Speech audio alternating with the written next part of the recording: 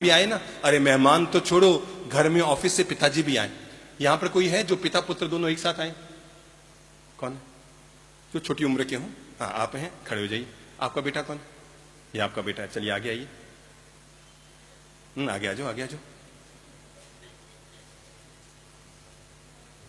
चलिए माइक दीजिए। देवीलाल गुजर। देवीलाल जी गुजर, ठीक है, चलो अच्छी बात है। हमारे यहाँ तो 36 कौम के लोग आते हैं, सबका स्वागत है।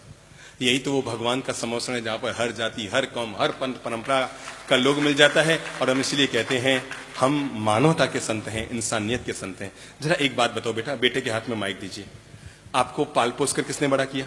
पापा ने। जन्म किसने दिया? मम्मी ने। अच्छा, आपके स्कूल की फीस, स्कूल में पढ़ रहे हैं? नहीं। फीस नहीं पढ़ रहे हैं। पढ़ाई पूरी हो गई? शादी हो गई? नहीं हुई। माइक ऊपर ही रखो बेटा। शादी कौन कराएगा आपके?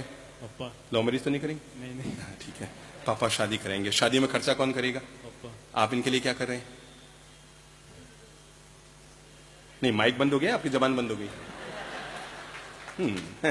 विश्राम। और ये सबके साथ है, केवल ये पिता पुत्र के साथ नहीं, सबके साथ है।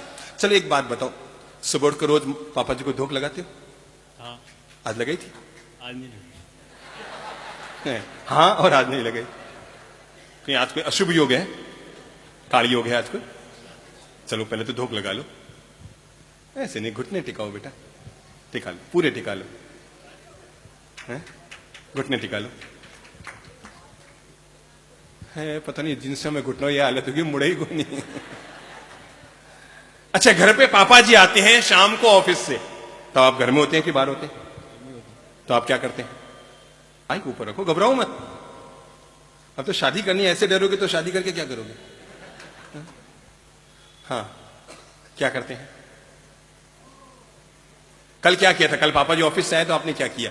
मैं आपको ये जीवन का पाठ पढ़ाना चाह रहा हूं। अगर 8 घंटे तक हमारे लिए ऑफिस में कमाकर पापा जी घर पर आए हैं, और एक बात याद रखो, अपने लिए नहीं कमा रहे हैं। कोई भी आदमी अगर अकेला हो ना, बीवी बच्चे ना हो, तो वो लूण मिर्ची और रोटी खा के अपनी जिंदगी गुजार लेगा। उसे ज्यादा छाती कूटे करने की जरूरत नहीं है। कोई भी आदमी अपनी जिंदगी में कमाने के लिए 1000 छाती कूटे करता है, तो उसके पीछे खुद का शरीर कम, अपनी बीवी, अपने बच्चे, अपने परिवार, उनका भरण पोषण कहीं ज्यादा रहता है। तो आप घर पे पापा जी आए, यूं ही घर पे मत बैठे रहो मेरे प्यारे बच्चों।